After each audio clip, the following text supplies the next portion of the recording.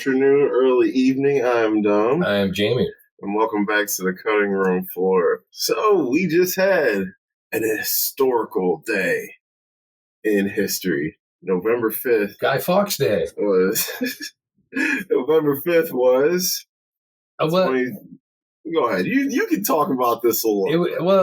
It was election day, so we decided to do the 1999 film Election. Classic.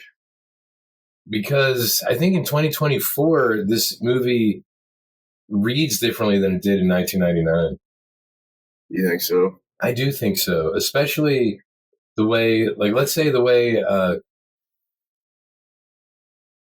female politician is treated, let's say. Mm-hmm. It reads different. Because in 99, I was right out of high school watching this film. Yeah. And now, 25 years later, it's like, I can see parallels between the election we just had on Tuesday and 2016. You know what I mean?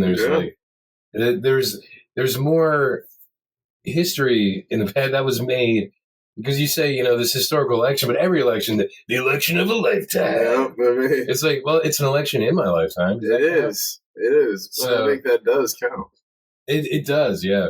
So we decided to do the Alexander Payne 1999 classic Criterion Collection. Yeah, which is what I watched it on. Election. Starring Matthew Broderick, Reese Witherspoon, Chris Klein. Yep. And some other people.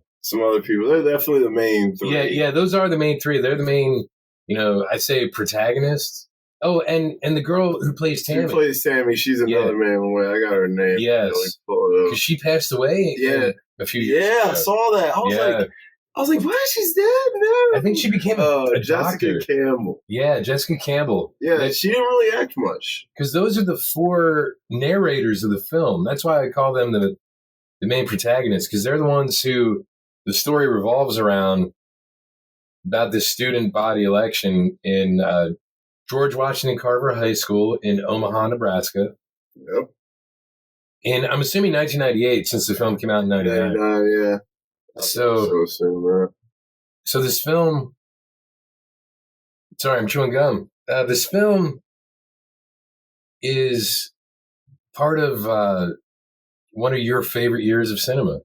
Absolutely. The golden year. Yes. The golden year 1999, which you graduated 96. Yeah. See, I'm envious of you, bro. Yeah. Because you lived in a time that I wanted to live in. I feel like I should have been a Gen Xer. Like my mom's time period, your time period, for me. So you should have been your mom. I know that sounds weird to say, but you know what I mean. Yeah. And all that spamress and stuff. Yeah. Yeah. Nah, dude, I was like, dude, if I would have graduated in 2000, that would have been lit. When everything was booming back then, dude. Your mom, what was her era? Was it the same era? A little bit before. Yeah. Oh, okay. But, she graduated in 90. Oh, okay. So, yeah, so she's more like Kevin Smith's era. Yeah. Almost. I know that sounds weird, but you know what I mean. But and she does like Kevin Smith movies, so. Yeah, okay, that makes sense. So then I can kind of place her in, what, because it's a few years before me, so she has a little more background in things I wouldn't. Yeah. She got you a little bit. Yeah. I was like, 2000 would have just been perfect, bro. Because, I would have got to go through, junior, senior year in 99 and got to experience. I would have been old enough to go see all the R-rated movies. And shit. Like American Beauty. American Pie. Yeah, yeah, because Chris Klein. Chris Klein. He went hard in 99. Election and American. Yeah, he had a big 99. Yeah. He had a huge 99. Yeah. Chris Klein. Terrible actor, but he fits his roles though that he plays. Yeah, and he the thing fits is, Oz so well, and Paul Metzler so well. Yeah, Paul Metzler is this lovable doofus. Idiot. Yeah, he's a lovable idiot. Yeah, let's call a spade a spade. And for Jim McAllister, he's a useful idiot. He is a very useful idiot. And this film, it is very political, even though it's about a high school election. It's definitely not only about a high school election. No, it is not. Because, Tracy Flick, Reese Witherspoon's character, I think she's become like almost like a pop culture icon. I think so. So at like, least in the cinematic world. Yeah, and you can tell, like, if you see a female politician, you know if she's a Tracy Flick or not. Oh, yeah. Basically. And almost any female politician probably is, unless it's like Marjorie Taylor Greene talking about Jewish space lasers. Because Tracy Flick knows better. Yeah.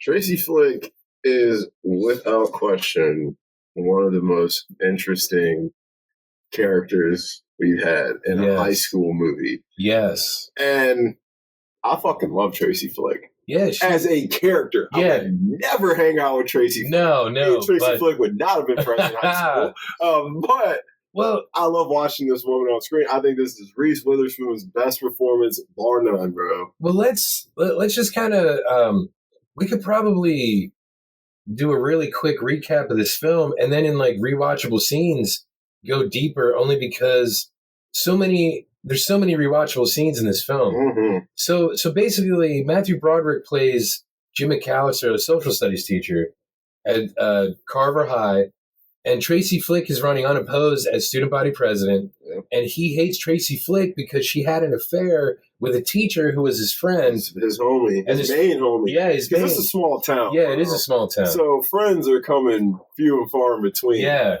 And so his friend gets fired, and only pretty much the principal, McAllister, and Tracy Flick are the only ones who really know about this affair. Like, his teacher gets fired. It ruins his marriage. Yeah. And he has to go back and live with his parents. Mm-hmm. And so Mr. McAllister comes to school, sees Tracy. She already has her stuff set up to get the signatures to run for student body president. And he's just like, he's kind of, he has that like, oh, this bitch look on his face. Yes, he does. And so, that shit is so funny. Oh, man. Mr. McAllister. Yeah. And so he gets this idea watching a porno of a jock and cheerleader. Was this? He didn't sleep with his wife yet. No. Okay. No. He goes downstairs because he can't sleep. It was after Tracy gave him all the signatures and stuff. And he goes down to carrying the Pepsi can. Yes, he is carrying the Pepsi can, which is interesting because Tracy uses that analogy about Coca-Cola. Yeah, so like when she gives him the signatures, she's like, he's like, you're a little early, it's all good. And she's like, well, I want to get a jump start right away. He's like, you're running unopposed. Yeah, she's like, you ever heard the phrase, the early bird gets the worm? And she's like, look, Coca-Cola spends more money on advertising than any other soda company, even though they're already number one. Guess that's why they remain number one. Yeah. So, and he's like, yeah. And then he goes and he throws out the signatures to clean out his car. and so he goes home, and his wife is trying to get pregnant and all this stuff. And he ends up going downstairs to his basement and gets his porn out of the bottom, like a hidden compartment. It was so hidden. I'm like, bro, you don't have any kids. Like, does your wife not want you to watch this shit? Because you got this shit tucked away. But I could see her being like that because she is a little... We'll talk about her more because they get it. All right, go ahead. So he's watching this porno where it's a football guy and a cheerleader. Like 45 years yes, old. Of course. Yes, he was, definitely. And he gets this brilliant idea, I think, looking at his Pepsi can, and because he's thinking about the Coca-Cola thing. Yes. And looking at the football player in the porno, and he's like, I know, Paul. Yeah, Paul. So Paul Metzler is the football star who had a skiing accident, and he has his leg in a cast, and he's not doing football. So Mr. McAllister convinces him to run for a student body president so he can still help serve the student population, other than being someone to look up to as a big football guy. Which is great for him, because he needed that, because he lost his identity. Yeah, and he was appreciative of it. He was very Paul was for a popular guy, Yeah. What a nice kid. What a good attitude. Yes, You know, yeah. Because you gotta. Because even with his sister. Oh my God. Even though you're adopted. Yeah. And this came out before Royal Tenenbaums. Yes. So I wonder if Wes Anderson was watching. Wes was my definitely adopted daughter watching this Margot. fucking movie, bro. Yeah. Wes was definitely watching this. Because this came out right after Rushmore. Yeah. So honestly, Tracy Flick and Max Fisher, especially when they show the yearbook stuff, like all her activities and everything, I'm like, she's the female Max Fisher. She is. She really is. Only she cares about her studies. Yeah, and both those characters annoy the shit out of me. Yes, but yes. I don't know. Although Max is probably more redeemable than Tracy, I still like Tracy more than Max. But does Tracy need to be redeemable? And I only mean this because, like, is she a victim of being female in a male-dominated society? Not in this small-ass town. But, I mean, just generally speaking, because... I mean, sure. Because her mom is a single mom. Yeah. Taking care of her. She has no real male role models. That is true. And she does say that her mom is, like, kind of living vicariously through her. Yeah, through all the stuff she couldn't do. Sorry, I feel like I might sneeze. That's why It's all good. It's all good. So, but, I mean, yeah, I think that, yes, her mom is living vicariously through her. I do think that the lack of a male role model in her life definitely has hardened her and maybe given her a sour taste of life. And I think it explains the affair with the teacher. Absolutely. Yeah. Absolutely. Sorry. But no, I think that does explain the teacher, obviously Dave. Yeah. Yeah. That's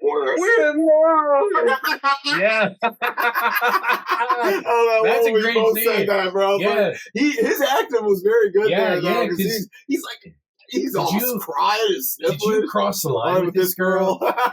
Wait, he's looking around like, I'm like, he can't say, can't nobody's for it. Yeah. Yo, I was cracking up, bro. I was like, this shit is so funny. The principal is fucking hilarious. Yes, he is. He's good. He's got some of the best quotes, but yeah, bro. So, yeah, I do think that absolutely explains Tracy's relationship with Dave, the way she is, you know, kind of her view of the world. Yeah. And her whole, like, why she feels like she has to do the things she does. Yes, yeah. But go on. So he convinces Paul. So Paul starts to run. Tracy gets angry. She gets competitive. Very. Who put you up to this? Yeah. Who put you up to this? And she realizes Mr. McAllister, the only one who knows about the affair. Yeah. So then Paul, one day, he's going to tell his sister. He's so excited that he's running for class president. Mm-hmm. And his sister has a pseudo girlfriend, and her girlfriend is like, I can't do this. I'm not like you. So the sister, she hates her brother because she's adopted. She's constantly reminded of it. I believe it feels like it. Probably by the dad definitely don't feel her like he feels Paul. Yes. And so she decides, because then the girl, her like ex, ends up becoming Paul's campaign manager, and then they start a relationship. Like they would go back to her house to fuck and have a hot tub. So, and the way he says it, matter of fact, that's what makes his delivery in this was spot on. He played this role very fucking well. I will say that. So his sister Tammy decides to run, and Mr. McAllister allows it because he sees no reason why not. Because this is democracy. This is democracy. Yes. You know. Apples and oranges. Yeah. I like bananas. I also like bananas. And did you notice when he went home then in the bowl? It's oranges, apples and bananas. Yeah. I was like, that's funny. Which one did he grab? A banana. I was like, he grabs a banana. But she said she's doing this to get back at me. Yeah. For what? I mean, at you. For what? Oh my God! Yeah. And it's like, so it becomes this crazy dynamic of like sibling rivalry, and then Tracy trying to beat out rich privileged kids, you know, because she has to ride the bus, whereas Paul has a new truck that his dad got him. Truck, beautiful. And, all these dynamics, these socioeconomic dynamics are working in here. And then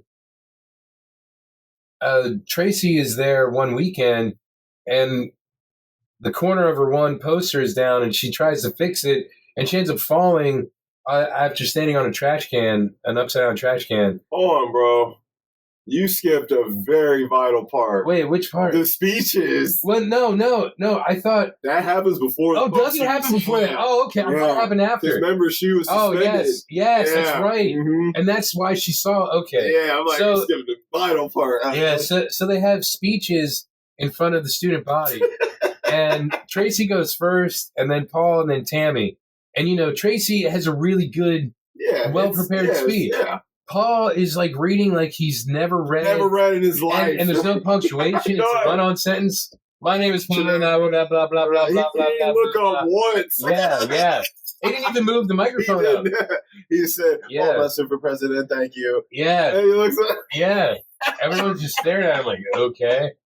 And then Tammy comes up, his sister, and she's just like, "Who cares about this stupid election?" and everybody erupts. I mean, she says a lot more. She spits some facts there. And we'll go into it in quotes. Yeah. But, like, everybody erupts, and everybody loves her, and they have to try to settle everybody down because this has never happened. She's honestly the first, like, Donald Trump, when you think about it. Yeah, rebel candidate. Yeah, throwing a monkey wrench into the works. Mm-hmm.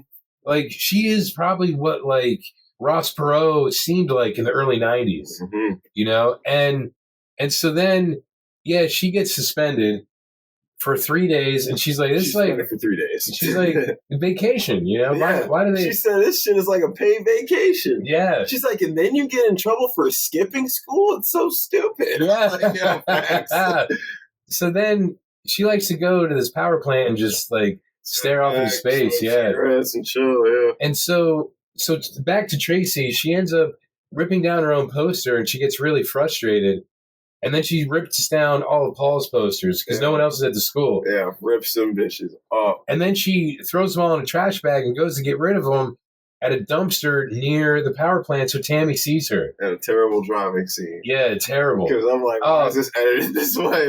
I think because it's edited like an old TV show. Old TV show, yeah. Like, where it's just a screen in the background, and they're trying to... The way she drives, I'm like, why is she driving? She's driving an 18-wheeler. Yeah, believe it or not, I love that scene because it's nostalgic. And so Tammy... gets the posters because she also on her time off saw the girls soccer team for Immaculate Heart, the girls Catholic school, the all girls Catholic school, and she had an idea. Yeah, and so she's like, I'm trying to go be in between all them ladies. Did you mention that she's gay? Oh, well, that would be in quotes. Oh yeah, because of her girlfriend, Greg's girlfriend. She's gay. No, she's not a lesbian. She just falls in love with the person. It just so happens that all the people happen to be women. Yeah. This was 1999, so it wasn't as open. Yeah. So she gets the trash, and then Mr. McAllister, like the next school morning, because this was on a Saturday or Sunday. I think it was a Saturday night. Saturday. So he's talking to Tracy about it because McAllister knows Tracy ripped down all of Paul's posters. And she's denying it. And so he lets her go out of the room because Tammy comes in. She's like, I got something to tell you. It's about the posters. Yeah. He's like, okay. She's like, I know who did it. And Tracy gets scared as fuck. Yeah, she does. She does. And then Tammy admits to doing it because she has the evidence. Yeah. Because she doesn't want to be there. Yeah. He don't believe her. He's like, I don't think you did it. And she's like, I have proof. And so, I mean, she's 9/10 of the law, right? Yeah, that's what that was the tagline for The Exorcist, wasn't it? Possession is 9/10 of the law. Are you sure? Are you sure? Chill. So Tammy gets kicked out of school. Yeah. And then it's down to just Paul and Tracy. And she gets to go to Immaculate Heart. Yeah. Her parents are going to send her to Immaculate Heart. And she's like, my plan worked. Yep. And so it's, it gets down to the election, and Paul being the nice guy that he is when he's voting, he's like, isn't it really? Basically, I'm sure that you're skipping another vital part. Wait, what's the other vital part, bro? When McAllister tries to fuck his best friend's wife. Oh, I'm thinking, his wife's. Yeah. Oh yeah, because Dave left, so then Dave's wife, Linda, starts to have McAllister do like little things around the house. Filling the man. Yeah, like cleaning the hair out of the drain. Yeah. He drives her like. So on the way back from the mall, they pass a motel, and he's like, "Should we get a room?" And she's like, "That's not funny." That's like, bro. And he's like, "Oh, that sucks." Rolling the dice with that joke. so he took her home, and then I guess a couple weeks later, she calls him for something. I think it's the drain. And he's like, "Oh, that's all it was." And he's washing his hands, and she hugs him a little too long, and then they get it on in front of the baby that she has with Dave. Did you notice that? The baby's in that's right. She has a newborn. Yeah. It's in the living room on the floor, and the baby's right there in the corner. I don't think they fucked there, though. I think they just made out. It was so awkward. Yeah, it was like a really awkward around the living room and shit. And so he's leaving for work. Then this is before he went to work, and she's like, "You should get that room." Mm-hmm. And so take that motel like you want. Yeah. So he's like, "All right, I'll pick you up at 3:25." He was like, "Now?" She's like, "No, after school." He's like, "I'll call in." That's what he was thinking. Shit, he was literally like, "Yo, I'm sick." Yeah. So he goes to school and he does all the prep work. So during the one period, he gives him a pop quiz so he can go and get the balance, bro, and get everything set up. Champagne, chocolates. He was about to wine and dine this bitch and for her flowers. Ass teeth. Yeah, her teeth were so big, bro. I'm like, your wife is so much better. Look, what's her name? Molly Hagan. Is that his wife? Name? I think that's who plays his wife. Oh, who plays Diane? Yeah, because she was one of Courtney Thorne-Smith's friends in Some Kind of Wonderful. Yeah. So, and she was in the show Herman's Head. That's a whole other thing. So he goes, he gets the room and stuff, and then he goes to pick her up, and she's not home. Oh, and he gets stung by the bee. Gets stung by a bee in his eye, his right eye, swollen and fucked up. So he's waiting for her at the motel room, tries to keep calling her. Nothing. So he finally leaves, dejected, goes home, and Linda's there with the baby talking to his wife, Diane. And he's like, "No, guess I'm out." So he goes, waits out in front of her house. Yep, for nothing. 10 hours. But he always runs around the track before school and showers there anyway. So he goes to school, gets freshened up. And they're like, "What happened to your eye?" Yeah. What happened to your eye? Oh, yeah. And then looks like you could use a cupcake. Yeah. And then that's election day, right? Yeah, it's election day. Yeah. So he's all jacked up. He's fucked up. He don't give a shit. No, he's not at all. Fuck everything. His whole attitude has changed. Yeah. So Tracy votes for herself, of course, and gets the photo op of her putting the ballot in the box. Yeah. And then Paul goes to vote. He meets her on her way out. He's like, "Hey, Tracy." You know, he's just still a nice, happy guy. Tracy. Yeah. You too, Paul. Yeah. And then he's wondering as he's going to vote, like, is it like... I just feel like it's wrong to vote for yourself. Yeah, so he votes for Tracy. Fucking idiot. And then when they finally count all the votes, Tracy won by one vote. Because that dumbass didn't vote for himself. And you realize if he would have voted for himself, it would have been a tie. Yeah. Well, she won by one vote, right? Oh, no, he would have won because it would have been one less for her, one more for him. Oh, that's right. Yeah, he would have won. I had my math wrong. That's why I'm an English major. Yeah, that's what I was like. Oh, math is not my 40. Yep, he should have voted for his fucking self. Yeah. And if Tammy didn't go and get herself kicked out of school, but she would have voted for him too. But I think there was more like non-voters, people that didn't vote in the pile than there were who voted. So similar to this thing. So it was one student who had counted all the votes, and then Mr. McAllister had to. So while he's counting them, he looks and he sees the one. There were two students there for the count. The one student told Tracy, who was at the window, he gave her a thumbs up, and she was jumping up and down. So Mr. McAllister was like, it was the look on her face. Mm-hmm. So when the other students aren't looking, and after Tracy saw him looking at her, she ran away. Mm-hmm. He grabbed two votes, crumbled them bitches, them up, and threw them in the trash. Larry, we have a problem. Yes. Yeah. And so the principal counts, and he's like, I got the same thing you did, Jim. Yep, Jim. Same thing you got. Yep, no problem. And Larry's like, but that doesn't make any sense. He said, "It's all right, Larry. You made a mistake. I didn't make a mistake." That motherfucker was pissed. He bro. was. That dude was pissed. He I'm was. like, yo, he takes his job a little too serious. Yeah. I'm like, this kid's pissed off. And so, God, what really happens after that? Because then, yeah, because then they say, and Tracy thinks she won, so she stands up before they even announce it, and she looks like a fool. Paul goes up, he wins, and homeboy tries to go home. Everything's fucked up still. He's been trying to call Linda, and she's not picking up. Yeah, he's like, why would you do that? Yeah, and then he finally gets through to her, and she's like, you took advantage of me. I'm like, bitch. He's like, I took advantage of you. She said, you kissed me. You fucking, it was all your idea. Yeah. I'm like, yo, we'll talk about that when we get to the emotional scenes, because that shit pissed me off too. But Jim is his life is whatever, but of course, a couple days go by, and the janitor, who's pissed off at him because he threw a fucking carton of Chinese food on the floor at the very beginning. In the very beginning of the film, he threw a carton of Chinese food on the floor.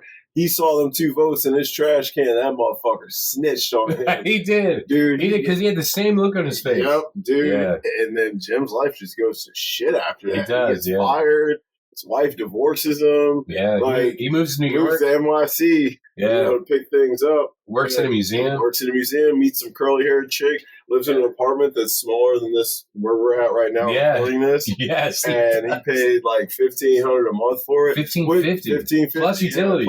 Oh my God. That's what it said. Oh my God. Yeah. And what's crazy. And there's a basement apartment. Bro, if he was living there now, I think probably like $2,400. It might be 2 to 3 times. Yeah, I'm like, might even be fucking 3. Because this is 25 years later. Yeah, bro. Like, yeah. Could you imagine paying like over $3,000 to live in that? Dude, he can cook and shit at the same time. That's incredible. And shower. And shower. Yeah. Cook, shit, shower at once. Saves a lot of time. It does. But he's actually enjoying his new life, though, out in New York. Yeah. Everybody kind of goes on to live decently. Tracy's doing her thing. Paul's doing his. Lisa left him for his football buddy, Randy. Yeah. Tammy's enjoying Immaculate Heart. She met Jennifer. Juniper. Yeah, little Donovan. Yeah, she met her, and they fell in love, whatever. Yeah. So all the kids are doing all right for the most part, but Jim's chilling in New York City, doing his thing, walking around, doing some sightseeing on his way to work, or whatever the fuck he said. Oh yeah. Oh, no, he was in D.C. He was in D.C. Yeah. So he was in D.C. Sorry, he wasn't in New York. He was in D.C. doing some sightseeing before he had to go in. And he sees Tracy get into a limousine with some powerful-looking dudes. A senator, yeah. And he just gets pissed off, bro, starts going on about how he said, who the fuck did she think? And bro, this dude got a strawberry milkshake, and he throws that shit in the back of the fucking window, and the limousine stops, and he just runs off. It closes out with him teaching a lesson at the museum, and he sees the next Tracy flick. Yes, out the crowd. Yeah, because she's like raising her hand like, please pick me.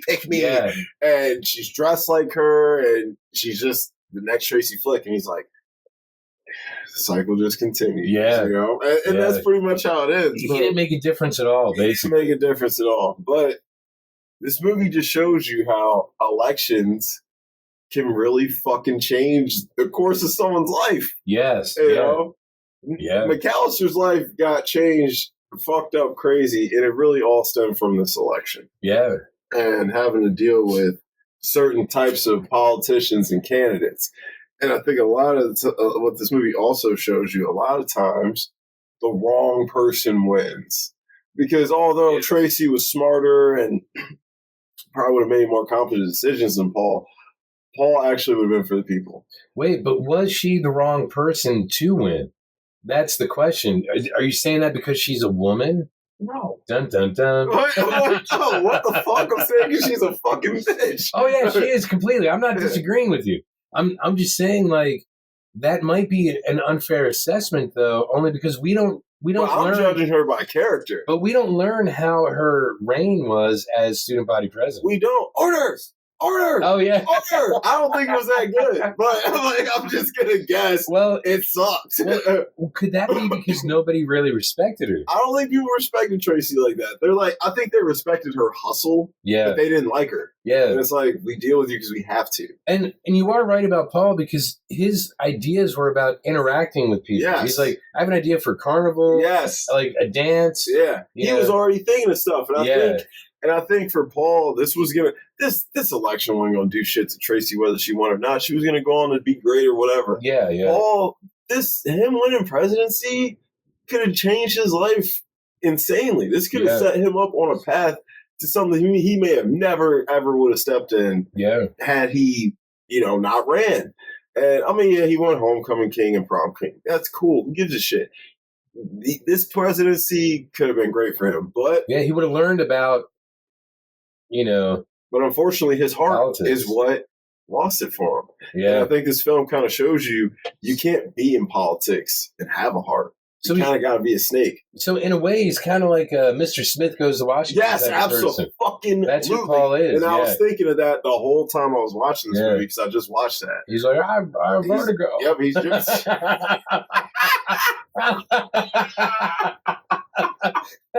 I fucking hate you. I'm going to do a filibuster. Bro, vertigo. Man, hating on my man, racist Jimmy Stewart. He's War hero. He's my favorite racist actor, bro. Yeah. He's my favorite. Then John Wayne would be my second. Oh, wow. Wow. Yeah, I have favorite racist actors. You know what? I get it. You have to. Yeah. Because of the way the film industry was. Like most of them probably were. I'm sure I like a lot of actors that were racist. I just didn't know they were. Yeah, they would have just. It would have been the time they grew up in. Yeah. And how they grew up. Jimmy Stewart was born in like 1909 or something. Yeah, dude. Yeah. Like, you know what I mean? Yeah. Like, this motherfucker spent the greater majority of his life in segregation. Yes. So what am I going to say? You know what I mean? So, but yeah, anywho, it does remind me of Mr. Smith Goes to Washington. Yeah. He learned a lot about the system and how life goes and how you can, a lot of times the nicest people really do finish last, unfortunately. Yeah. He lost the girl, he lost the election, and a lot of it was probably due to his niceness. If he would have run the election, Lisa wouldn't have dumped him. Yeah, that's true. You're right. So he learned a hard lesson young. But because his buddy on the team would have been on the team, whereas Paul wasn't. Paul wasn't. Yeah, exactly. because he was hurt. Now he had no status. Yeah, because it was like, oh, you're going to be the election dude now. Yeah, because Lisa didn't have no interest in Paul until she found out he was running for election. Well, and also to get back at Tammy. But I don't know what for. Tammy didn't do shit to you, but love you. Yeah, but just to make her see, bitch, I ain't gay. Yeah, I think that's what it was. Watch what I do. I'm gonna blow your brother after school. Yeah. And she took me by total surprise when Lisa asked me for a ride home and ended up blowing me. I've wanted this for so long. Yeah, like what? She was fucking ugly too. I'm like, bitch, get out of my car. I know you fuck with my sister. I seen y'all eating asparagus, smelling your pee. Oh, and all that. Yeah, that's right. I had asparagus last night. My pee did smell funny. Hey, it always does when I eat it. Now, when your pee smells funny, does that mean you laugh when you whiff it? Yeah, I crack up. Because I remember someone said to me one time, like, this tastes funny, and I'm like, then why aren't you laughing? And they just stared at me. They're like, you're fucking stupid. They're like, this guy, like, who is this fucking dude? Oh, shit. Anyway, right. I'm sorry. Let's get into it. But anything else you want to say about this, to how it parallels? Because, I think, obviously, we'll talk about it in scenes and stuff, but, I do think this movie translates well to any election, whether it be high school level or local, state, or government. Yeah. And I mean, they're all government, but you know what I mean, federal. Yeah, it just shows you how crazy people get around elections, how people are willing to do and say anything to get where they want to go. Yeah, no matter what scale it is. Tracy was willing to do fucking anything to win this shit. And you bring up a good point because it did show when you brought up the order when it shows her with the gavel and stuff.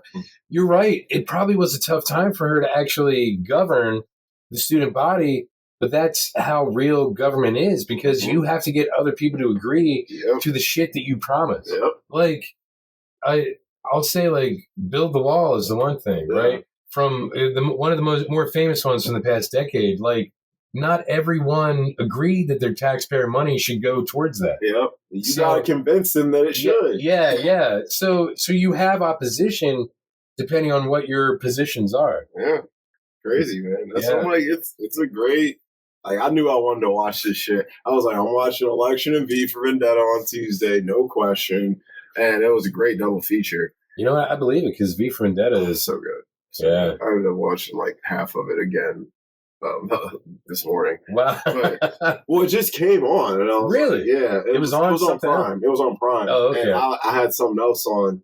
And I woke up and it was just starting. And I just let it fucking ride for a little bit because that didn't get. You're right. It probably is Hugo Weaving's best. Oh, it's his best performance, hands down. And you don't even really see him. That's what makes it amazing. That's what makes it good. Yeah, because you feel him. It's like Chris Pine doing the one Spider-Man in Into the Spider-Verse. Into the Spider-Verse. Like, he kills that. He's only in it for like 5 or 10 minutes, but he's so great as Spider-Man. You're like, man, I wish we could see. I was like, I'll watch his movie. Yeah, like, I'll watch his movie for sure. All right, let's get some stats. Yeah, stats. Yep. Rotten Tomatoes, 92%. Really? Yeah, pretty good score. Wow. IMDb, 7.2. Another good score. Letterboxd, 3.8. Another good score. So this film is definitely loved by film cinephiles, film folks.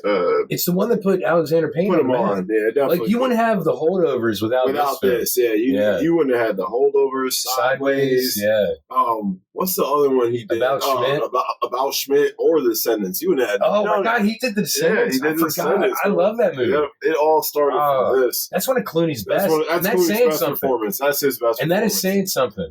That is Seth Greco. Two entirely different roles. Those are my favorite Clooney roles. I don't know, man. You know I love me some Danny Ocean. Yeah. And you know our boy from fucking Out of Sight, bro. Oh, yeah, Jack Foley. Jack Foley. Yeah, but see, if you think... But performance-wise, and seeing, like, him as a father and as a husband, that's something, like, you don't normally see him as on film. Seeing him vulnerable. Yes. He's not the cool guy. No. Not smooth. And how he doesn't get along with his family. And everyone like, kind of thinks he's kind of...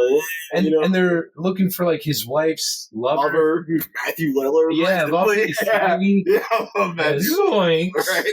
Like, what the... So random. Yeah, but it's... Even Matthew Lillard is great. He's great. I love Matthew Lillard. Yeah. He's a great actor. But, Salt Lake City Punk, right? That's one of my favorite fucking... I'm sorry, SLC. Punk. Yeah, so good. Heroin Bob. So good. That's on my 100 favorite films list. I think it was like 62 or something. Wow. I love that movie. When I first saw it, I was like, yes. I was like, I don't know, like, I saw it around when it came out. I was probably 10.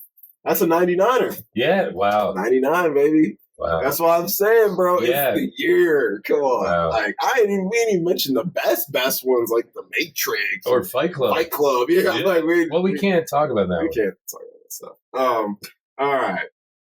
MVP Tammy. I have 4 in. Well, so you have McAllister. I'm sorry, you have Matthew Broderick, Reese Witherspoon, Jessica Campbell, and Chris Alex Pine. Payne. Oh, Alex Payne, yes. You don't think Chris Pine as I do? Paul? You know, he can go in there too. Honestly, but you're right. Alex Payne really does win because he made it all. He brought this out of all of them. Just from the way it starts with like the water. The sprinklers on the he's running. He immediately locked you in. Yeah. He was like, you knew what time period it was. You knew where you were at. Yeah. You knew exactly what mood to feel. And actually, that is probably one of the more underrated opening shots no one is ever going to talk about. It's like, it's amazing though. Like, is it Boogie Nights opening shot? Great. No, but it definitely works for the type of film this is. Yeah, if it's like Boogie Nights in a high school, yes. Yeah. I know this sounds weird to say, but yeah, because it sets up McAllister's routine, and you know there's something wrong with his life and marriage because of that routine. You already know there's something once you find out that he is married. Yes. Because why are you showering at the school? Why are you... You could jog after school if you wanted to. You know what I mean? You could do whatever. He's like, I want to get out the house. Or maybe he's just like, let me get it in the morning so I can spend time with my wife. It didn't seem like he wanted that, though. They had a boring ass marriage. Dude, he's watching VHS porn. VHS. I mean, that was what was hot then. Yeah, that's bro. true. Like, That's that was true. what Yeah. was in. Yeah. But look, I first watched Election on VHS. Yeah, So, me too. Shit, from that's what I'm saying. Yeah, I'm like, Yeah. I definitely watched that shit on VHS from Blockbuster. Yeah, I watched it when my mom was like 8. Like, Wow. shit. So, yeah, honestly, all of them. All the leads plus the director. All MVPs. You're right. Peak season, Jessica Campbell. Oh, yeah, Tammy. Yeah. Without question. Because Yes. everybody else has topped this. Yes. And- well, I don't know. You said you think it's Reese Witherspoon's best. I think it's her best role, but Legally Blonde, would be yeah. her peak season, yeah. Or even like Sweet Home Alabama for some people. Yeah. A lot of people do love that fucking movie. That's a chick. A movie you bring all the chicks like, yeah. I ain't gonna hold you. It ain't that bad. No. I mean, look, you have Candice Bergen's in it. Yeah. Who plays the dude? He's pretty good. Josh. He was in Hulk. Yes, that's what, like he's pretty good. Yeah, he should have had a better career. That's what especially after Hulk. He was really good as Talbot, I think, in Hulk. It's all right movie. It's not bad. It ain't a rom-com of choice. Oh, you mean Sweet Home? Yeah. Oh no, Hulk is good. Hulk's good. Yeah. Oh, because Patrick Dempsey's in it too, right? Yeah, I'm like fresh off of the Grey's Anatomy stuff.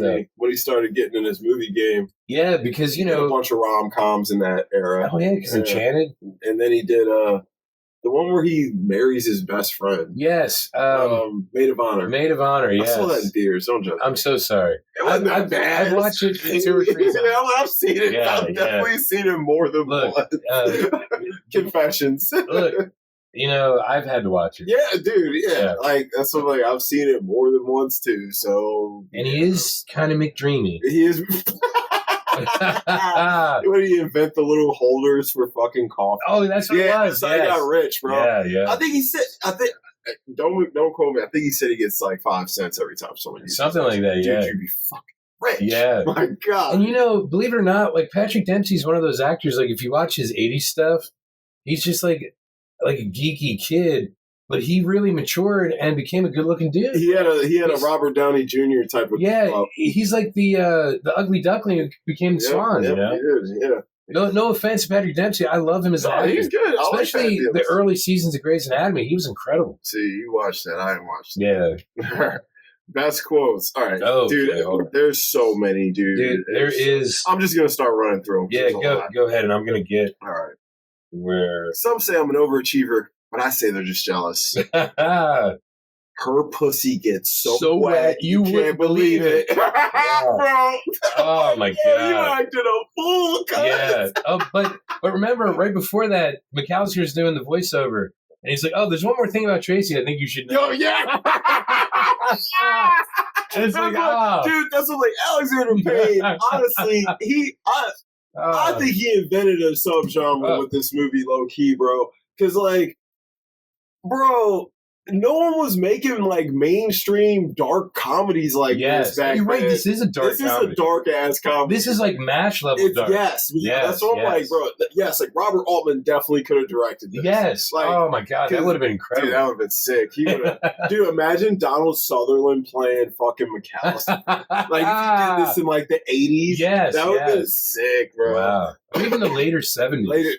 He might have been too young? Because in the 80s, he played the one professor in Animal House, Donald Sutherland. He did. He was so young looking, though, back then. Well, that's when he had that creepy mustache. Yeah, because in MASH, bro, he looks like he's like 25. Yeah, I think he was 33. Wow, he did age well, too. Yeah, he did. He did age well. I was like, wow, he was 33 in that. Yeah, he was like a college kid. Even with like longer hair when he was older, he still looked pretty decent. He still was looking good, yeah. Even like in the Hunger Games, bro, like, he was a silky silver fox, dude. Yeah. Like, he's way better looking than Kiefer. Yeah, no offense to Kiefer. No, Kiefer is hideous. But I love Kiefer. Like, he's played some of my favorite villains, but like in Stand By Me. Stand By Me and The Lost Boys. Yeah. Oh my God. He's such a dick in Stand By Me. He is, yeah. Dude, when he's playing chicken with that fucking truck. Oh my God. Oh my God. I love that. God, that movie's so good. We might have to do that like for like in the summer, bro. For like in the summer, like do a couple Rob Reiner films. Just dude, those are all. Let's start with This Is Spinal Tap. Oh my God, yeah. Gotta do Stand By Me. Gotta do Misery. Princess Bride. Dude, That's 4 right there already. I feel like you gotta do A Few Good Men, bro. Talk about young Tom. We could cap it off with A Few Good Men because in that order, it would be we Spinal could skip Tap. Harry Met Sally for sure. Yeah. That movie is trash. Dom does not want what she's having. I do not want what she's having. I was not a Meg Ryan fan until she got older. But you love her son, though, don't you? Who the fuck is her son? Jack Quaid. Oh, yeah, that is her. Yeah. Her son's cool. Yeah. Way cooler than her. Like, in Top Gun, I'm like, bro, why is she even in this movie? Why didn't she die instead of Goose? Real shit. Yo, no, I'm not even playing, bro. Like, I don't know. Like in You've Got Mail, bro, she just pisses me off. Only movie I liked her in was Sleepless in Seattle and in The Land of Women. Other than that, you know what? And The Women. And you know what? We should remake You've Got Mail and have it be like a transgender thing, and it'd be You've Got Male Genitals. God, it'll be like The Crying Game. It'll be You've Got Mail and The Crying Game together. Anyway, yeah, back to quotes. I'm sorry. Yes, quotes. I know sometimes people like you have to pay a price for their greatness, and that price is loneliness. Oh yeah, when Dave was said to Tracy, yeah. Tracy and I are totally in love. I'm not talking about ethics. I'm talking about morals. What's the difference? Oh, yeah, because that was right after the scene. Yeah. Oh, my God. Where he's trying to explain ethics and morals. Yeah. That was a good scene, too. Because a lot of people don't know where the lines cross there. Yeah. That's what I was like, dude, he adapted this so fucking well. Anyway, did you cross the line with this girl? We're in love.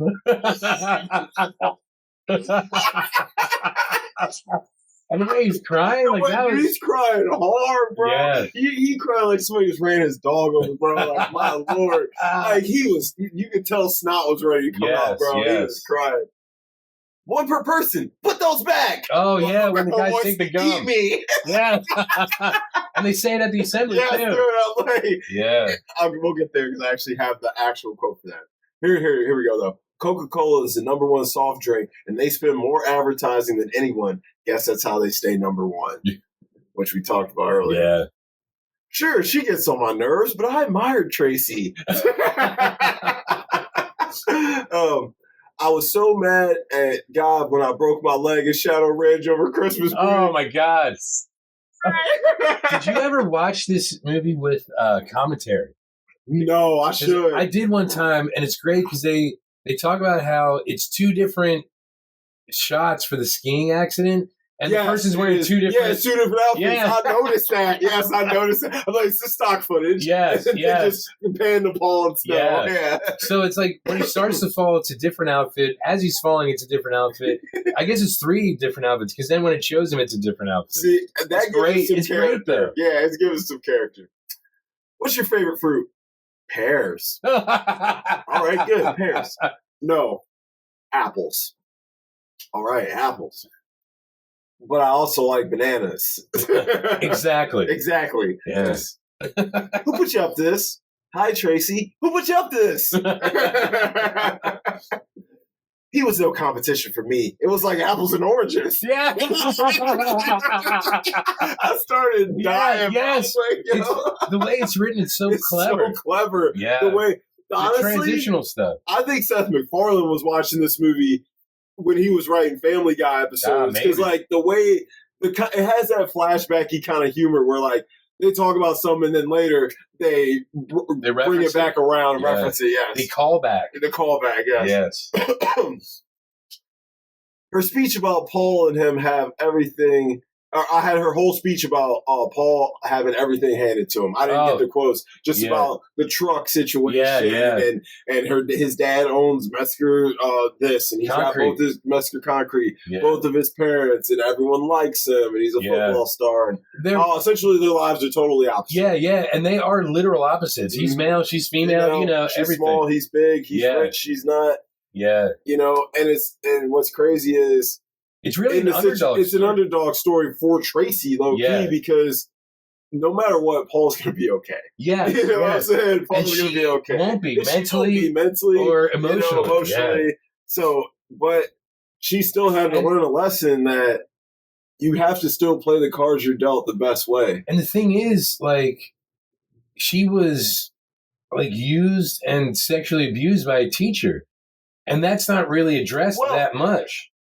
It seems like this bitch was all. She felt very adult in their situation. She did, but because I think they do reference that because of how she talks about like her feelings at the time and stuff. And how I mean but she was like a sophomore at the time. She was young. She was probably like 15 or 16, and it's like, what was he doing? My man said, if it's grass on the infield, play ball. that is what he was saying, unfortunately. Yeah. But it's like, it's weird when you look at it that way because she, that's why I think it's different after like the Me Too movement. Mm-hmm. Like watching those scenes and those things and seeing how he set it up to, have a relationship with her.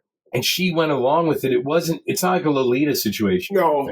Well, see, I disagree. Really? I feel like she was just as into this as he was. But he definitely planted the seeds. I'll say that for sure. But like she wouldn't be old enough to really down. But she wouldn't be old enough to make those competent decisions. She definitely would be, bro. She was, first of all, Tracy was far more mature than most people at that age.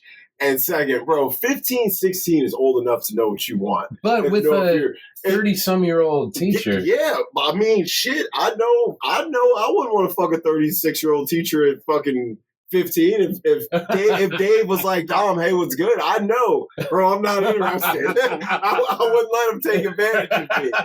Now, I had some teachers that if they wanted it, they would have got it. Not because they influenced me, because shit, I wanted it too. Yeah. You know what I'm saying? Yeah, that's true. I know what the fuck I was doing, bro. Yeah, consciously, physically, all of that would know what I was doing. And I would not say it is her fault solely, because I'd be like, guess what? Your boy wanted it just as bad as she did, probably more. Yeah. So... yeah. Like, Tracy knew what she was doing. Tracy's not dumb. But should he have gotten arrested instead of just fired? I think he should have been arrested. Yeah. I was like, this motherfucker. Like, he literally, like Matthew Broderick says, he's like, it's lucky he didn't end up in jail. I literally said it right before. I was like, he ain't gonna slam her. Yeah. Because she was underage. Yeah, if she was 18.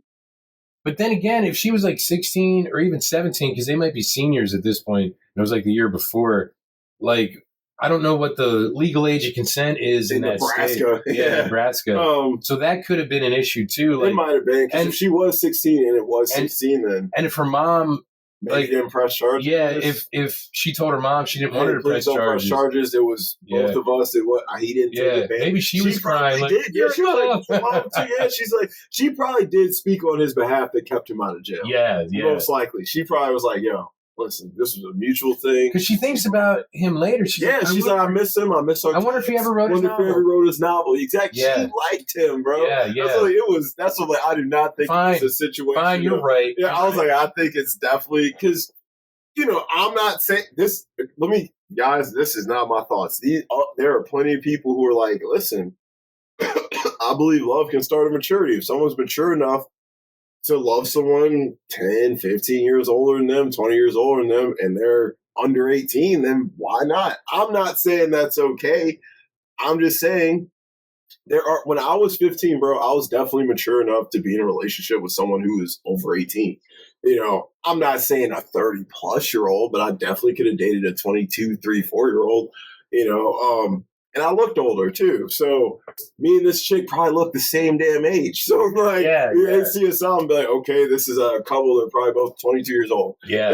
And so it's like, I would have had the maturity, the physicality to be with this woman. And I would have fucked her like a 22-year-old. So you would have been like the dude in 4:30 movie. Absolutely. Yes. I like them long in the tooth. Yeah. So, I mean, bro, when I was young, I was 16, 17, I definitely was fucking around with girls in their 20s. I was. So I didn't even go sit here and act like I wasn't. I knew what I was doing.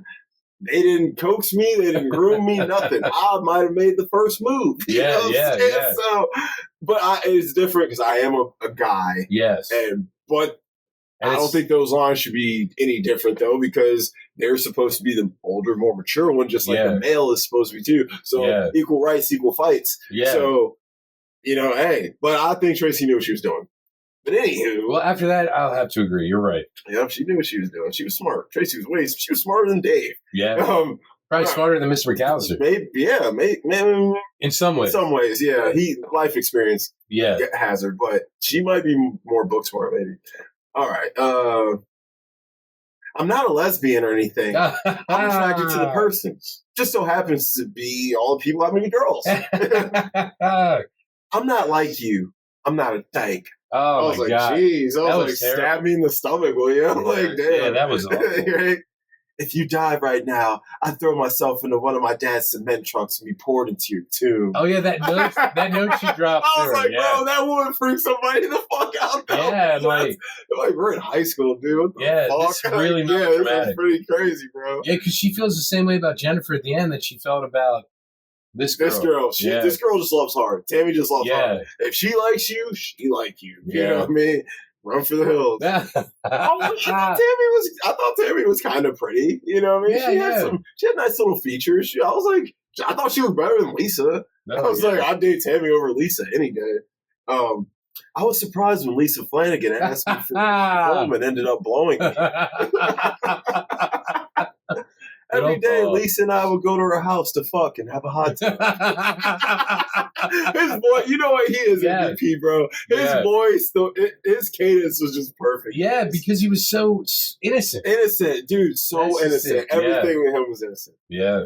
These are a bunch of burnouts. It's eligible. I can't even read that. That's my favorite. It's eligible. What's that name? She makes a couple words up, bro. And he's like, he said Jim Copsa.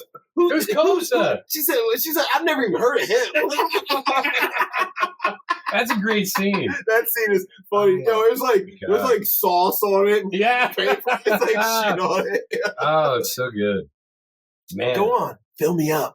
Oh, fill me up, Jim. Which we didn't talk about. Yeah. But Jim and his wife are trying for a baby. And every time they fuck, it's just a baby mission. Yeah. So it definitely is taking Jim out of the moment. Yes. And then he starts imagining. Like Linda Tracy. And he's like, and then he starts pounding this bitch. Yeah. Like, Jim is definitely. He starts acting like the football player. He does, yeah. And you can tell Jim is itching for some new tail. Because him and his wife's marriage is stale, boring, and fucking vanilla as hell. Like, it seems like they do the same thing every day. It's vacuous. Yeah, it's at this point they're just codependent. You know what I mean? Yeah. I don't know if she worked. Did she work? It didn't seem like she worked. I don't think she was always at the house. Yeah. So she was always at the house. So she stayed at home. He worked. Whatever. She was whatever. You know what I mean? She seemed like a boring wife, but at least she's giving it up. I mean, dude, a lot of dudes his age ain't getting tail. So yeah. What do you think? Should we get a room? Oh, that's not funny. Yeah, her whole demeanor changed. And even if I can't really stand up for you, I will. Oh, the guy in the wheelchair. Oh my God! I started cracking up, bro. Dude, everybody was laughing. Yeah, everybody else he was running unopposed. I'm like, no one run against this guy. Yeah. Let this guy win. I'm like, let this guy win. Eat me raw. That's funny as hell. If you can't act like adults, then you don't deserve to be called adults. But children, because that's what children are, and you'll be treated like children. Yeah, the principal. That's funny as shit. Yeah. And the way he delivered that. Yes, bro. He's funny as shit, bro. Yeah. I just Dr. Hendricks. Yes, Dr. Hendricks. I just had Tammy's whole speech. Oh, yeah. It's long. Do you want me to read it? You can spin it if you got it. Yeah. Who cares about the stupid election? We all know it doesn't matter who gets elected president of Carver. Do you really think it's going to change anything around here? Make one single person smarter or happier or nicer? The only person it does matter to is the one who gets elected. The same pathetic charade happens every year, and everyone makes the same pathetic promises just so they can put it on their transcripts to get into college. So vote for me, because I don't even want to go to college, and I don't care. And as president, I won't do anything. The only promise I will make is that if elected, I will immediately dismantle the student government so that none of us will ever have to sit through one of these stupid assemblies again. Or don't vote for me. So, Who cares? don't vote at all. So good. Yes. Don't vote at all. They were like, Yes. she said, and as president, I won't do anything. Yeah. I was Wow. like, hell, I'm fun with that. Wow. That shit is funny. That little bitch made a fool out of us. Oh, yeah. Fucking the principal. Oh, yeah, because that's when it After suspended. the speech, yeah. Being suspended was like getting a paid vacation. Yeah. We're still brother and sister, even though you're adopted. Oh. What happened at the speeches was an unconscionable tragic travesty. If you watch it with the subtitles on, when she says that, they put quotes around it and break the word up. Really? Yes, bro. Wow. Because she be making shit up. Yeah. Like, Tracy makes words up. It's funny as hell. Did you know Dave's a bedwetter? Oh, yeah. I'm like, Oh, yeah, that's what Linda was yeah, I'm telling like, him. why'd you just tell me that, bro? Yeah. Huh? What had blossomed between Linda and me was too real, too powerful. Yeah. Like, bro, get the fuck out of here, bro. Oh. I'm like, y'all literally haven't even been vibing on that level. It's not No, like, not at all. you know, you can feel it when you start to vibe with someone like that. And she's still almost a new mom because the baby's only like a year or so old. Crib. Yeah. Like, what? That's what I'm like, Yeah. dude. And I'm like, look, I know look, there's a movie called, a black movie called The Best Man, also 99. Okay. And Terrence Howard has a line in it, and he says, listen. Is that Taye Diggs? Taye Diggs, Yeah. Morris Chestnut. Yes, very good film. Terrence Howard has a line in it, and I'm like, listen, you can judge me all you want, but any man will tell you this is true. Ain't nothing better than some pussy but some new pussy. And that's all it was to Jim. It's some new pussy, bro. Because I'm like, this bitch looks like a horse, bro. I'm like, bro, her teeth were crazy. She was like, come on, Jim, fuck me. I'm like, oh, yeah. God. Look, hey, as long as she's not giving him head. Yeah, bro, she giving him Mr. Ed. Yeah, well, you know, they had to put peanut butter on to make it look like she was talking. Yeah. But I'm like, bro, his wife was way better looking to me. I'm like, this is my opinion. I'm sure some might disagree with me, but I was like, I'd take his wife over her any day. And she aged very well. But that speech she gave, it was out there. Yes. The principal, like almost every line he says is funny as shit. He said, it was out there. 6:30. How do you know what time the posters were torn down? Oh, yeah. I don't. I just know that I left at 6:30. Yep. And they were still there. Yep, they were still there. Yeah. I don't know. All I know is I did it. Jesus. Oh, fuck.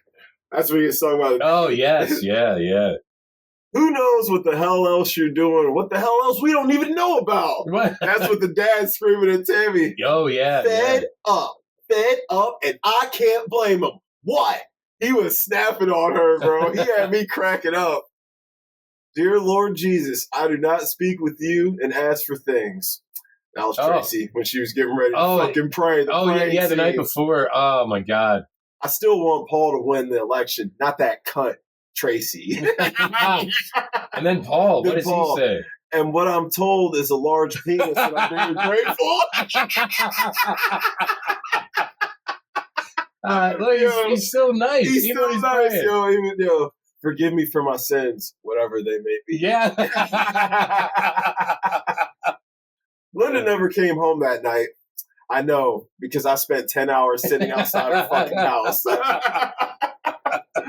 Looks like you could use a cupcake. Hey, what happened to your eye? Yeah. It behooves me to inform you of an important change in today's election. Oh, yeah. The fucking principal again. Oh, and it shows Jim just crossing out every single one. It's a bee sting. Just a simple, everyday bee sting. I was lonely. You took advantage. And then he just snaps. Yeah. Me take advantage of you. You kiss me. You hug me. What? Yeah. Like, fuck this bitch. She is such a bitch for that, dude. Yeah. Like, look, like he said, you started it. Yeah. If you felt bad about it, you could have, when I got there, you could have just been like, listen, I was not in the right headspace. This ain't right. We can't do this. Let's pretend this never happened. I'm still because on a rebound. Yeah, there is no reason for her to throw his whole life away over something you started and something that didn't even happen yet. Yeah, just because she was lonely. Because you was lonely and you wanted to feel a man's touch for a minute, and then you had time to think about it. Yeah. And then you went and immediately snitched to her. And I'm sorry, Molly Hagan, Diane. So you're going to be mad at her, at him, but you ain't mad at her? You don't even listen to his side of the fucking story? Yeah, I was wondering that too. That's a good nitpick. Yeah, it is. I'm like, bro, he at least should be heard out. Yeah, because you won't think so highly of your little fucking friend after I tell you how it went down. Yeah. I'm like, that shit pissed me off, bro. I'm like, that should have been a wash. Should be like, look, we made out. It ain't that serious. I ain't saying it's right, but I'm like, bro, listen. We made out, all right. It happens. Like, I ain't saying it happens, but like, he felt them teeth. I'm like, bro, don't let her bite you. But I'm like, they made out, roll around a little bit. Bro, we can sweep that under the rug. It ain't like she blew him. But I'm like, that shit pissed me off. Anywho, okay. Yeah. Hey, Larry, we're not electing the fucking Pope. Just God. tell me who won. That's the one I just had. I was waiting for that one. I love that one. That's my God, yeah. In the whole movie, my God, Every time he says that, I crack up. He said, we're not electing the fucking Pope. I love hearing Matthew Broderick curse. Just cuss, because he usually plays such a clean cut guy, you know? So I was like, this was one of my favorite roles for him. Yeah. It's a squeaker, Mr. M. I got Tracy by a vote. Just one vote. Fucking squeaker. Yeah, I was like a squeaker. The sight of Tracy in that moment affected me in a way I can't explain. Yes. Jim, I was hoping you could clear something up for us. Oh, my God. And then you rang. He's like, today, I'm going to start fresh. He was feeling good, washed his car. Oh, he was feeling good, bro. He was. Yeah. I didn't get to play ball or be president, but I was voted homecoming king and prom king. The best thing about Immaculate Heart was beating Jennifer. That's right. I'm teaching again. Who the fuck does she think she is? Yeah. That's the great part about America. You can always start over. And that's all I had. Here's one from when McAllister was in the shower. Mr. McAllister, somebody tore down my posters. It's not fair. Can I get an A? Can I get a recommendation? Can I? Fuck off. Fuck them. Fuck them. Yeah. He's like, can I? He's all fucked up. Yeah. Yeah. Oh, my God. Fuck them. I thought I wrote that one down, but I forgot to. I can't wait to start campaigning. Oh, well, it should be easy for you. So far, no competition. Yeah, but Coca-Cola. That's where your Coca-Cola quote comes in. Yeah. Yeah. Anyway, there's a lot in this film. That's what I was like, bro. It's just written. It's one of the movies. It's dialogue heavy. It's written really well. So some people say I'm an overachiever, but I think they're just jealous. I said that one. Damn it. Yep, that was the second or third one I said. That's the first one I said. Oh, was it? I'm sorry. It's right at the beginning. Yeah. Damn it. Yep. How dare you? Yep, that was what I had though. All right, what's age the best? What is age the best? Yeah. I think the dynamic of everybody, like the different cliques in high school, because Tracy is different than Tammy and she's different than Paul. Mm-hmm. Paul's obviously a popular jock. Yep. Tracy is like the overachieving nerd. Yeah. And Tammy's kind of like the burnout. She's burnout. Yeah. Like those cliques and the dynamics of high school, and probably, I hate to say it, how much high school teachers probably hate their students. But not like, I don't want to generalize. I'm just saying. They hate most of them, probably. Yeah. Because every teacher has those couple that keeps them coming back. Yeah. You know? But like you could tell Jim was getting worn down. Oh my God. And even Tracy at that one scene, she's like, I feel bad for him teaching the same thing, and it shows him doing the executive, legislative, and judicial. Mundane activities over and over. All you do is you change which shitty tie. She's like, he's wearing the same shitty. Yeah. She's like, and he's probably jealous of his students that go off to do all this great shit and get better jobs. Get better jobs, make loads of money. Yeah. And it's like, oh my God. Yeah, I'm like, man. Yeah. She, as fucked up as it might sound, she's probably spitting some real. Yeah. I like that though. The high school dynamic. Yeah. What else? Do you have anything else? Well, honestly, I think that the performances have aged really well. Oh my god, the direction. Yeah. It's honestly the film, even though it's 99. The only thing I said that doesn't make it timeless is the fact that cliques don't quite exist that way in high school anymore. Yeah. But other than that, I think it's a timeless movie, man. Because it's crazy. You watch it now and you're like, God damn, this is still relevant. Yeah, yeah. So I had the climate of elections. Yes, for one thing, and I had the score. Oh yeah, the score's great. Yeah. Well, when she gets mad, dude, the score, they use the score real well in this movie, bro. I was like, the score is probably not talked about enough in this movie. Yeah. Yeah. Like every piece of this film works. It coalesces together and makes it perfect. It does. It really does. What's age the worst? Probably student-teacher relationships. I said banging your students. Yeah. Student-teacher relationships, cheating on your wife. Cheating on your wife. I had that next. Yeah. A lot of these things. Yep. And I have rigging elections. Yes. Yeah, this election was rigged. Yeah, it was. But they found out. They found out quick. Yes. Snitching. Snitching didn't age well. Yeah, that's for sure. All right, most rewatchable scenes. I said when he watches the pornos in the basement. Oh, yeah. And he's just watching it with his Pepsi. Sipping Pepsi. Yeah, he's not beating off. No, he's just watching it. Like, yeah, like, did you just need mental stimulation? Yeah, whatever. I'll be tight end. Yeah. I should have fucking put that in quotes, bro.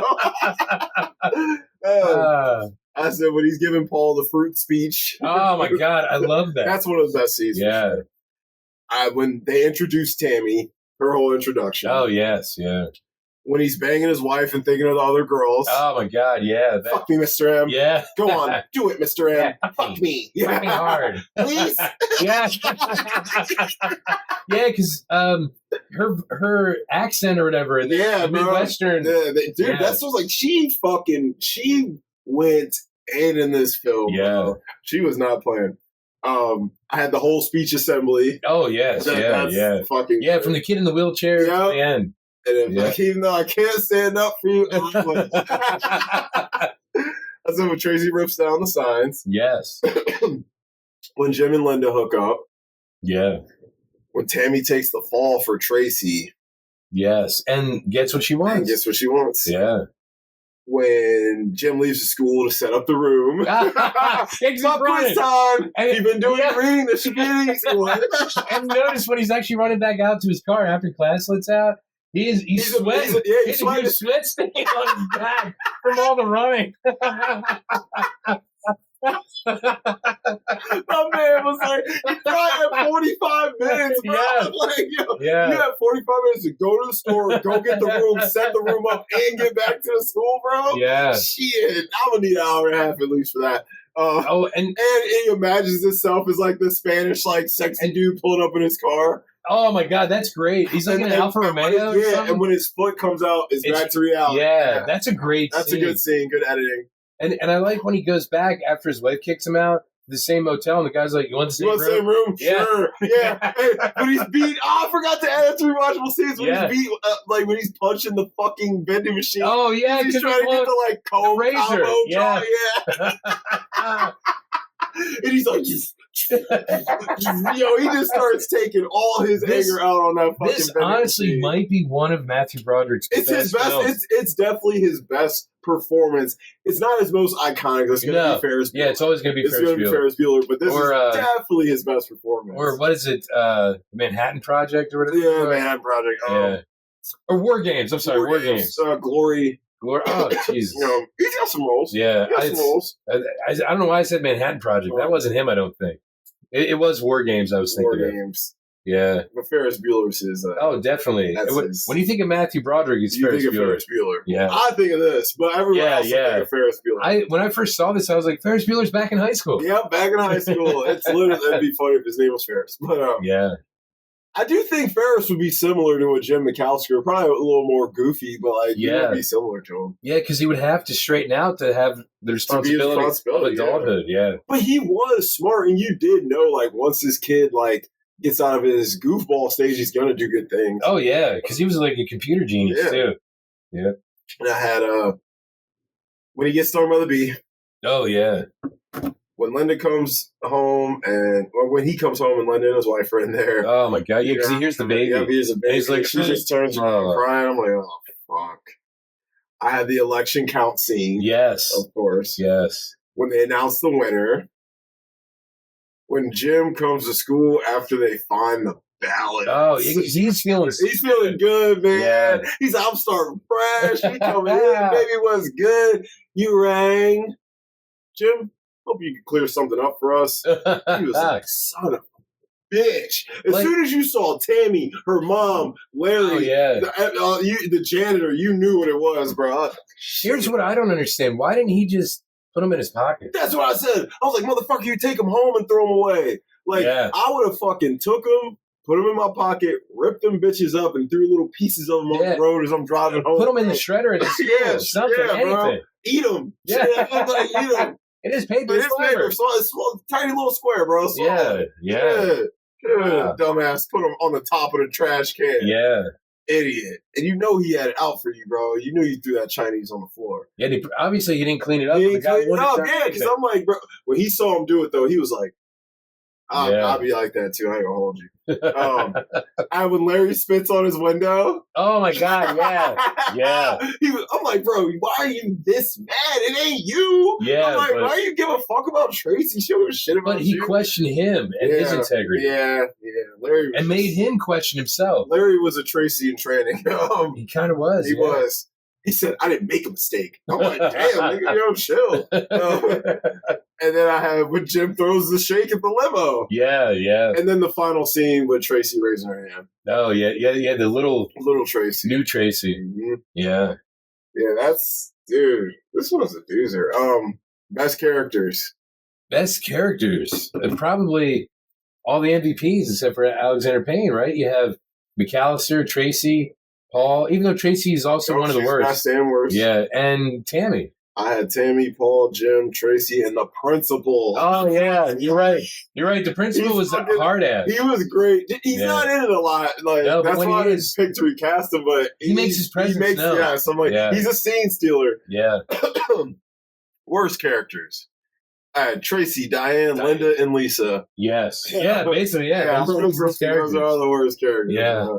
And unfortunately, they're all female. They're all women. Yeah, they're all women, but this is kind of a male-centric story. Because, it will be male. Because it's really about Dave and Jim's friendship and how Jim is trying to get revenge for Dave. Yeah, essentially, yeah. Yeah.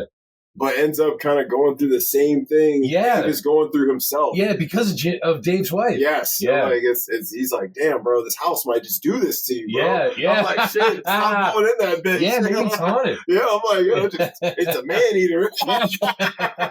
Oh, yeah, that's what I have for worse. Nitpicks. I just had the fake driving because I know you like it, but it looks so bad. But I like it because it's retro. Yeah, it is. You know? But her face, she's like, oh, yeah. Like, my God. I'm like, why? Because it works in that scene where he's driving. Yeah. And he thinks he's like, that shit works perfect. Yeah. Because that's in his head and his fantasy. But you're right. It's out of place with Tracy because it's not a fantasy. Yeah, it's not. It's stupid, Nick. Like, bro, it's not going to make me change my score on it. You know what I'm saying? Yeah. Like, but it's just something. It's every time I see him, like, why? You hear the wheels. Yeah. She's like making flying ass turns. Yeah. I'm like, why she driving an 18 wheeler, bro? Because she's like 3 feet tall. Yeah, bro. She's sitting on like telephone books. Absolutely. Absolutely. Recasting. All right. For Jim, who you got? Elijah Wood. How old is he now? 42. He's probably the perfect age. That's actually very creative and interesting cast that I kind of like. Yes. Although I don't like Elijah Wood, I do like him for this. Because this current Matthew Broderick, I can't even talk. Matthew Broderick was probably like 36 when they filmed it. Yeah, I was like, he was probably. And 37, I think, when it came out. I had Jason Sudeikis. Yeah. He has too much charisma. You think so? Now, so does Matthew Broderick, but Matthew Broderick really made himself bland for this film. I think Jason could do it.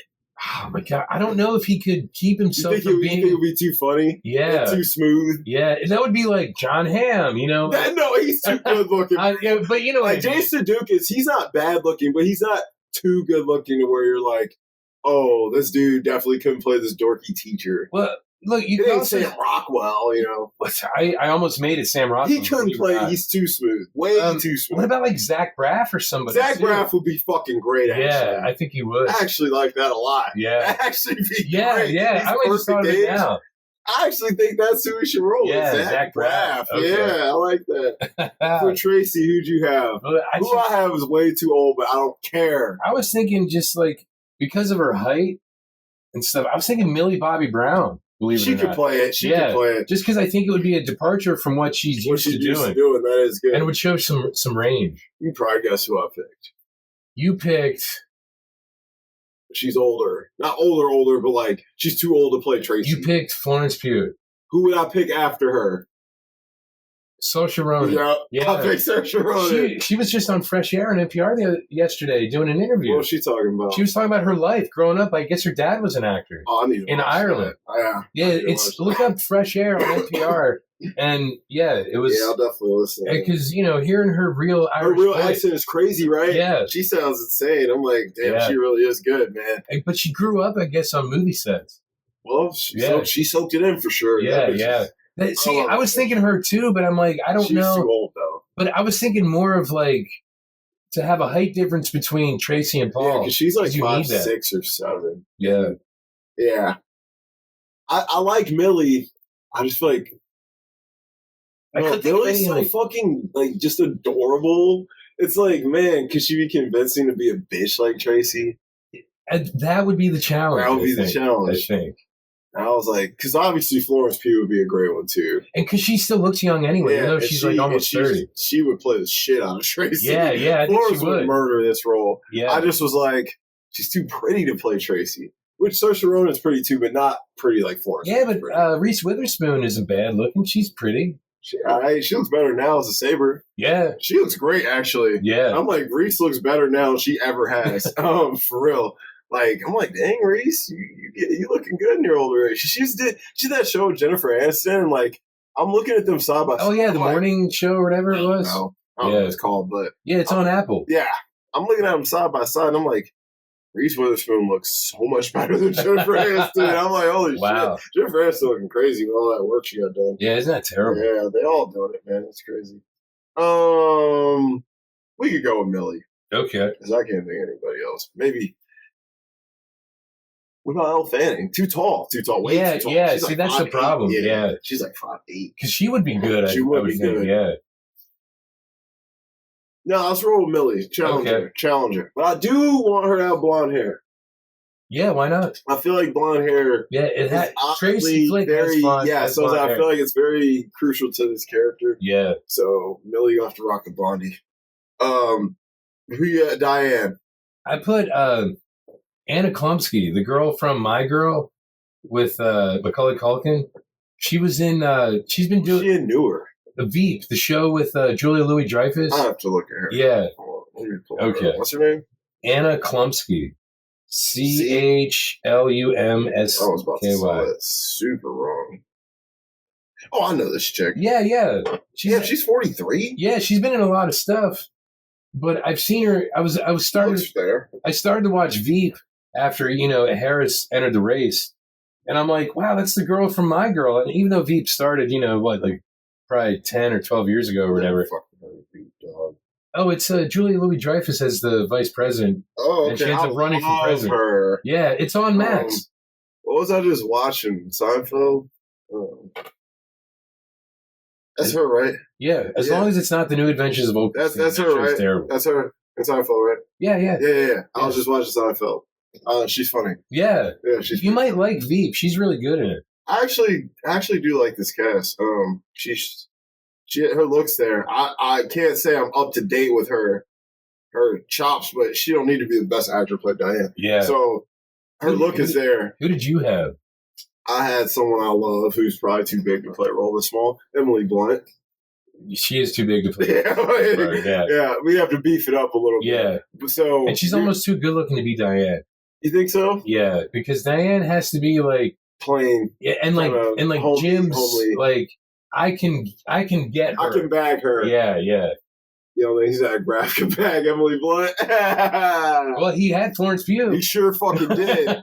So Zach Braff could probably bag Emily Blunt. Yeah. I mean, like John Krasinski's the hottest dude. You know? No, but I believe John. He's better looking than Zach Braff. But I believe John Krasinski is probably like one of the nicest guys too. Probably. And he's probably just like, and he's tall and he's fit. Got the beard, yeah. You know, and look, he's Jack Ryan now, Jack man. Ryan. Yeah, he's a good director. Yeah. We'll go with your pick. Okay. Anna Klumpsky? Klumpsky. That's the name. Yeah. Linda, I like who I got for Okay, Linda. you tell me who you have. Greta Gerwig. That's perfect. We're going to go with that. Who you have? I actually said Kaylee Cuoco. She was, you watched Charmed, right? Yeah. She was the one who replaced the redhead in Charmed. Oh, okay. And she was in Big Bang Theory. I know she is. But she might be too, you know. She's probably too good looking. Yeah, that's what I mean. That's what I mean. That's what, like, Greta Gerwig, she's not ugly, but, like, she's definitely not someone you look at and be like, ooh. Because what's that movie that Noah Baumbach did with Adam Driver and her? The White Noise? Yeah, The White Noise. Yeah. Like her from The White Noise. Yes, absolutely. Yes. Yeah, I'm like Greta Gerwig for sure. Yeah. She's great as an actress. I love her. I hope she don't stop acting. Now that she's making Barbie money. Yeah. You know. Now that she's one of the most sought after directors. Sought after directors and just overnight became one of the richest too. It's like, oh, whoops. And her and Nolan probably went to dinner and was like, thank you, fellas. Thank you. Yeah. Oh, we going to dinner with Christopher Nolan. I'm like, what's good? He's like, your fucking movie made more money than mine. Damn it. He's like, well, sorry, fella. They both won so big. Yeah. Oppenheimer made almost $1 billion.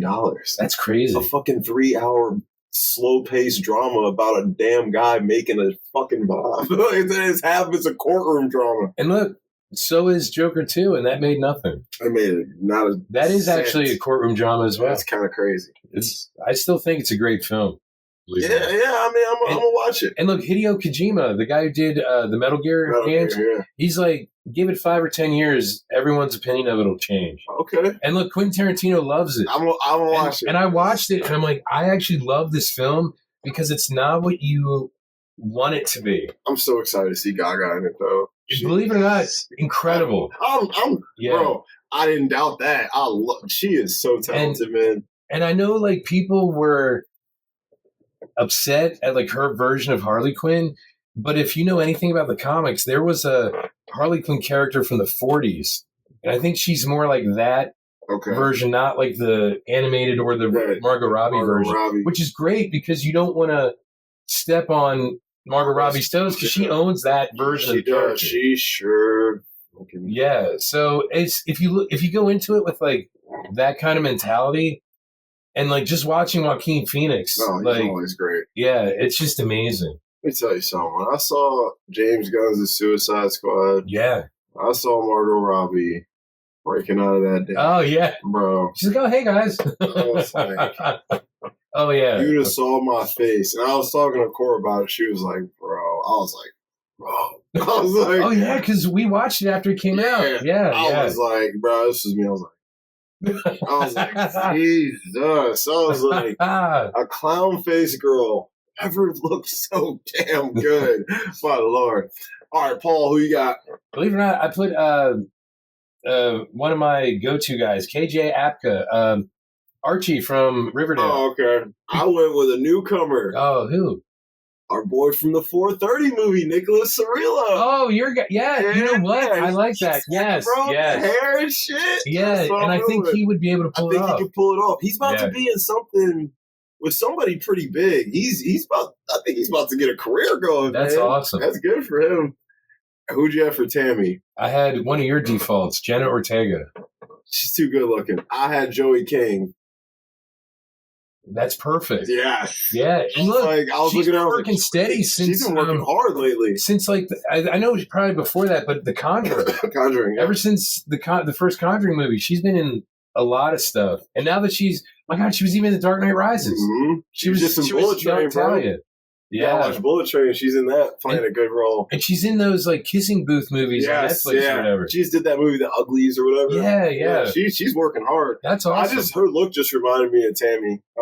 You know what? The big bright eyes and the big lips and all that. Like they have some. Yeah, you're right. Joey King is perfect. And she's pretty good.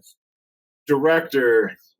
This one was tough, but I went with one of my fallback guys. It was tough for me because Alexander Payne is still working. That's why I was like, I was about to literally be like, dude, can we just update it with AP? Like, like him just updating it for like a modern audience. 2024. Yeah. Like I thought about that, but I was like, that's a cop out. Who are you thinking? Because I didn't write anything down because I was having issues. I went with my man Sean Baker. Went with Shawnee Bakes. You know what? If he would, I've only ever watched Tangerine. I gotta watch Nora. But if he would do it like in the same style as Tangerine, I think it would be awesome. Bro, wait till you see his other movies, then you'll really see why I said it. You'll be like, because Tangerine would be my least example of why I picked him. Yeah, I would say watch The Florida Project or Red Rocket more, because that humor more aligns with Election's humor. Okay. Or even Honora. Wait till you're going to be like, all right, dude, this dude Sean Baker. Because, like, Tangerine was almost like an experiment. Yeah. He's, like, evolved now. Like, he's fucking here. He ain't playing around. Well, Tangerine is, like, almost 10 years old. Yeah, Tangerine's old. Yeah. Like, bro, Honora is... I'll watch it when he might win Best Picture. That's awesome. He might win Best Director. Mikey Madison is going to win Best Actress. You got to watch Better Things just to see her when she was younger. It's funny. I was listening to a review for Honora and somebody brought that up and was like, "She's great in that," and I'm like, "All right, the Better Things." Look, Pam Adlon is incredible. And I gotta watch this chick. I've never seen her live action, so yeah. Well, you have. You saw Grace. I just didn't know. Yeah, and she's young as shit in that. And she's been in a lot of stuff anyway. So yeah, I think she played. Did you ever see Lucky Louie? It was on HBO. It was another Louis C.K. I was like, I think I've seen it, but I ain't like sit and watch it. I think she might have played his wife in that show, if I'm not mistaken. Maybe. Anyway, they've worked together a lot, and then he helped her develop the show, and then obviously all this stuff came out about him, and then she did it on her own, like writing, directing, starring in. Changing the game. And it's just incredible.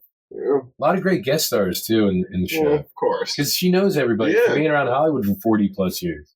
Yeah, I love that. So, yeah. So you got no director?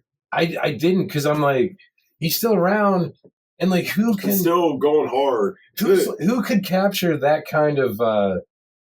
I mean, I always go to, like, Taika Waititi, or even couldn't do this movie. Or even like a Wes Anderson. Imagine Wes Anderson would do it. Wes could do this movie. Taika Waititi couldn't do this movie. But Wes would do it in such a way. He would cork it up a little bit too much. Yeah, it would be a little It needs those bare bones roots that Payne stated. Yeah. Wes Kevin Smith would do it. Kevin Smith would that's actually pretty fun. Especially with your boy from... Yeah, bring him back. Yeah. Kevin Smith actually would kill this. Because he's good with dark, weird humor. Yeah. And I think he would understand what the message is in this movie too. I actually like that. It would definitely have to be somebody more on the indie side. Yeah, that's what I was thinking, but I'm like, I don't know if I've seen, like, look, Todd Phillips is now doing like serious stuff, or else he would be great. This is too much for him, or too little for him now. But like, this is so small scale. But like before The Hangover or something, it would have been great. I could have saw, oddly enough, not now. He's a little too out there now. But around when Requiem came out, I could have saw Darren Aronofsky doing this too. He would have been a fun one. He would have added he would have put some thriller moments in it, but he would have kept the humor there for sure. Probably made it even darker and weirder and funnier. I don't know. I think Sean Baker, as of right now, though, you'll see down the line. You'll refer back to this and be like, "Nah, I know why he said Baker." Okay, but yeah, that's who I got for now. All right. Well, then I would agree then. Yep. Unanswerable questions? I don't have any. Yeah, not really, because everything's pretty much... They kind of wrap it up in a nice bow at the end. Put a ball on the top for sure. Yeah. Prop you want from the movie? I don't know. That would be... His porn collection? Yeah, I'll put it with the other VHS. The other VHS. Just put it in the bottom. Put it in the bottom, yeah. Put a board over it. I don't know, like... Maybe just some Carver high stuff. Gear. Yeah. I went with the 2 votes. Yeah, I want the 2 votes. Yes, yeah, because they did have them. I put them in a frame. Yeah, yeah, man. So, all right, man. That's what we got. So, what are you grading it? It has to be an A+. It's an A pluser. Yes, it has to be. It has like it's aged so well. Yes. 25 years old. It feels great. It still looks great. The humor's still there. The performances of age like wine. The actors too. And definitely the director. And it might be Chris Klein's. This is his magnum opus. Yeah, it has to be. This is his best shit ever. Even though people only know him as Ozstriker. Ozstriker. I'm like, there's a little movie called Election. Let's not forget Rollerball. Oh, I was trying to forget Rollerball. One of the worst remakes of all fucking time, I think his performance was called Inscrutable, if I'm not mistaken. Like one of the. He ain't James Caan, I'll tell you that, bro. He ain't James Caan. He's not Mr. Henry? Yeah, he's not. Yeah. He's not Sonny? He's not Sonny, bro. Wow. Not at all. James, dude, the original Rollerball is so good. And yeah, LL Cool J, A+ is around the board. So, what are we doing next week? I don't know. We didn't decide yet. What are you feeling? Because I know we wanted to start Kevin Smith stuff. We did want to do. We did say that. We did say after we get through Halloween and the election, we will start Kevin Smith. You want to just do Clerks as a trilogy? As a trilogy, yeah. Let's cover it all because we don't need to do all 3, but we can definitely do the trilogy. I have no problems watching all 3. So, right on, man. Let's do that. Are we going to sprinkle in a little bit of the animated series just as we remember it? Because we can. It's still Dante and Randall's journey. I'm going to need you to grab that for me. Yes, I actually have it. Wait, they might be on Prime. They were on Prime. Oh, you have it? Yeah. On DVD? Somewhere. I'll find it. Yeah, just find it. Yeah. I've had it since it came out in 2000. Yeah, bro. My cousin had it. Yeah. That's what I'm seeing it on. Yeah. All right, guys. So, A+ is across the board. Clerks coming soon. I'm Dom. I'm Jamie. Let's cut our floor.